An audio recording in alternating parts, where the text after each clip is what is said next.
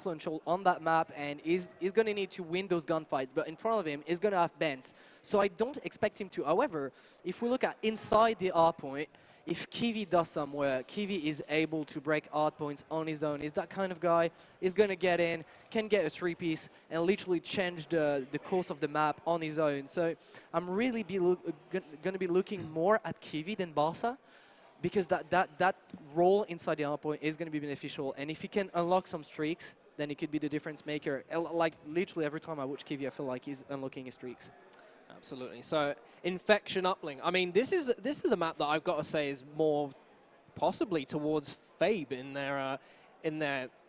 how it could end out in that one, because it obviously, as we saw in the CWL qualifiers, that they were very proficient at their objective game modes. They were really good at working the actual objective itself, capping when they needed to, playing the spawns correctly, pushing things out, getting the right setups.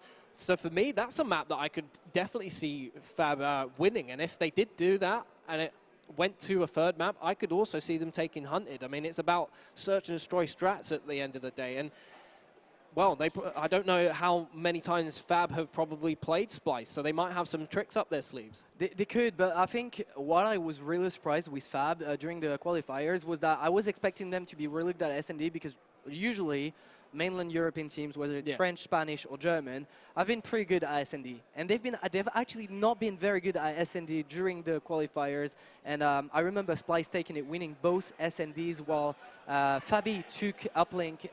No, they took CTF and R point. So they actually lost in uplink.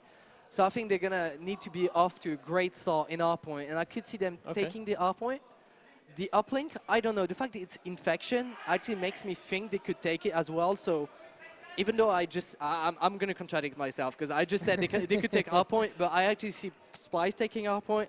And if he was going to go to a certain map, I would say that fabE could be taking the uplink as well, like you. Well, who knows who is going to take this one? We'll have to wait and see very shortly. We're going to go to a quick break before jumping into this game. Don't go anywhere. We'll be back shortly between Splyce and fabE.